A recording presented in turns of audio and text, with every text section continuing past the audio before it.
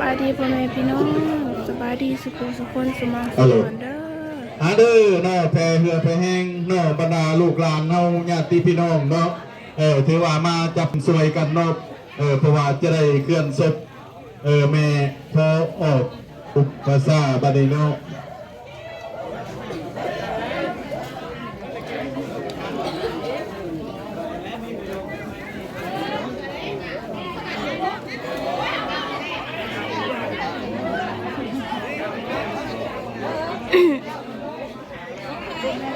ตอนนี้กำลังจะเคลื่อนศพแม่พ่อเนาะ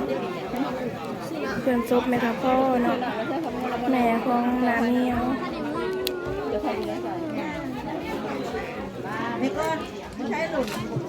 แม่นางคาว2 4 6 8 11 องค์คันหามมาเอาเด้อคันนั้นเก่าเฮาเนี่ย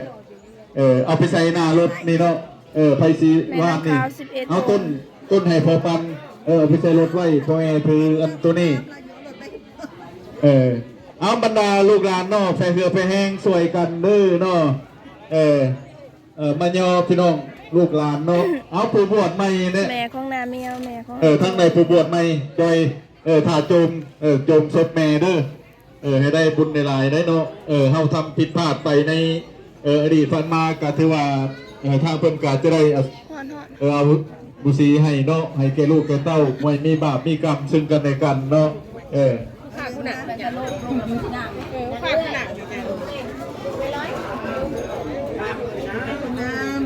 ที่เราไปยุกมากินดากับบุกอ่ะห่วงก็ได้ก่อนเวียงตีนยันอยู่เลยบักงามงามมากเลยนะย่าอะไรแต่เอายาแล้วเรื่องมันไม่ทำเลยนะตีค่ะตีไปแล้วบอกคุณจะหลอกว่าต้องสอนทำไม่ยากจะได้พระอยู่จักปีบ่ถามให้กับบุหู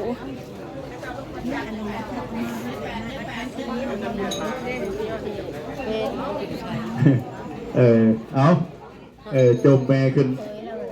ให้ขึ้นเลยเด้อจัวจอยเฮานี่ขึ้นจับศพไปเลยเนาะเอาสาสางร่างสวยเนาะกาตามความเชื่อโดยเอาไปให้เพิ่นเนาะตามความเชื่อของสาพุทธบริษัทของพวกเฮาสาสางร่างสวยเนาะเอาไปนำในบัดนี้บ่ให้ของให้ค่าพญาพะเยาเนาะเอากาทางบรรดาญาติพี่น้องของพวกเฮาก็แม่นกาเกี่ยมบัดนี้เนาะถือว่าไปนับกันไปทรงเสียเป็นครั้งสุดท้ายพี่น้องเฮาเนาะจนฮอดปราสาทของพวกเฮาผู้ใดเอาไปหมดเอาเมาอยู่เด้อนี่ยังอายนี่รถเข็นเพิ่นนี่สงสัยสิเอาให้เนาะแม่นหมดบ่นี่เอาไปเครื่องที่ให้เพิ่นเนาะห้อยตู้นี่ก็ไปบ่ห้อยคือสิเปิดไลน์เพิ่นแฮงให้อยู่พวกสงบอยู่บวมจังน้ำเอาไปถึงไหนเนี่ยแต่เสีย42ไป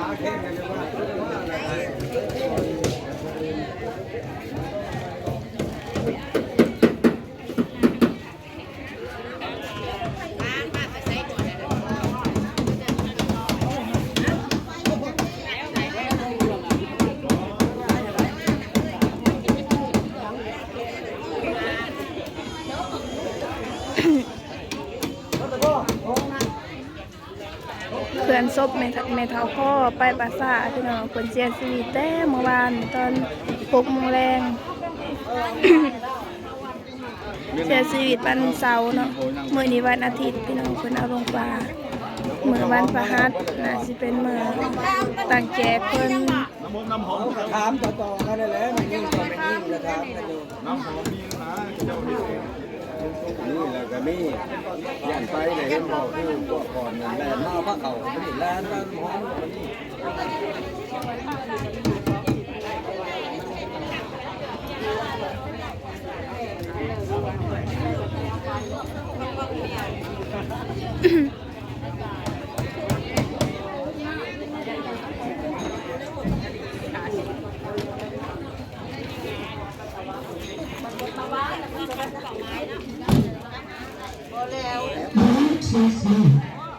เปิดสิเปิดเพลงพี่น้องเปิดเพลงกะเฮาสิถ่ายคลิปบ่ได้เนาะอย่าติดลิขสิทธิ์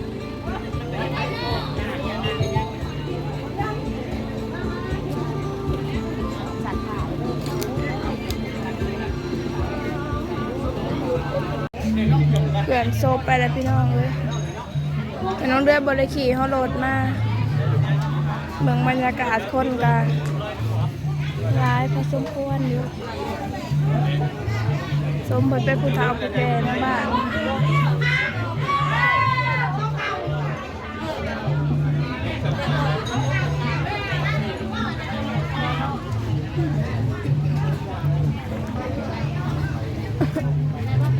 ไปขี่เขาโหลดมา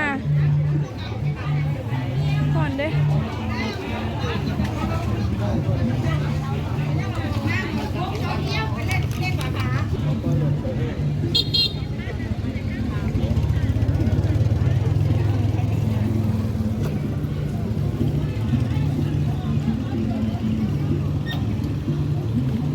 โอ้ยไปขึ้นรถน้ำข้าเจ้า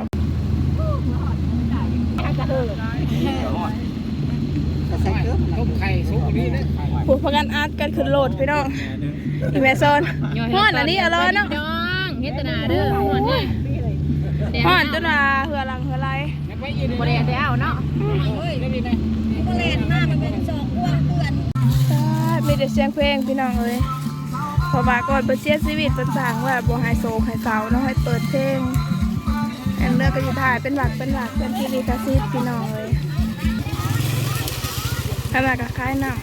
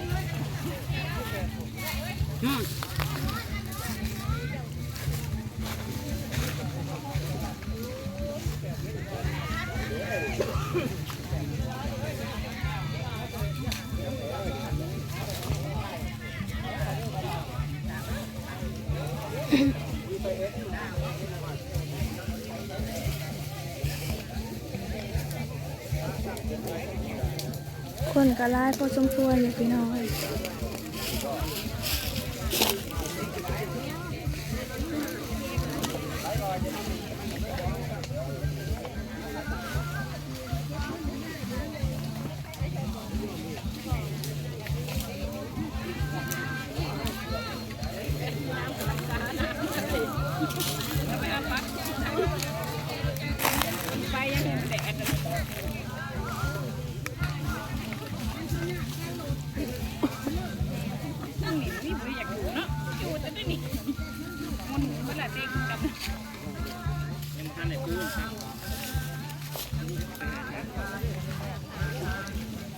เลยทะเลครับ ให้แม่ยืน10,000เหลือน้ำเจ้าของน่ะ40เงินนั่นก็ไอ้แจ่วไปให้ไอ้บ่อกินไอ้บ่อให้10,000มาลงนั่น ไปเรืออยู่หา10,000ให้7 ตัวกับเศร้า งินนั่นก็จะแพ้บ่อเลยอยากได้น้ำลาย20,000แล้วเราให้10,000 อันลำโพงแล้วพอสิจูดน้ำติ บ่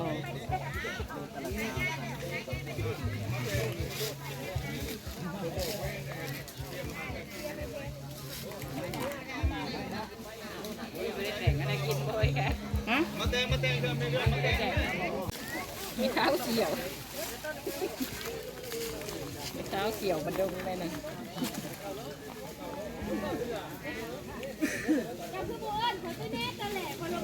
แต่งนี่กินกับบะหมี่บะหมี่ ก็สิเปิดเพลงอะไรพี่น้องคลิปนี้ก็ได้เลยพี่น้องฝากกดไลค์กดแชร์กดติดตามส่องแม่น้องเดือนหน่อยเด้อผิดพลาดประการใดขอโทษขออภัย FC ทุกท่านขอกันใหม่คลิปหน้าพี่น้องจะกราบสบายดี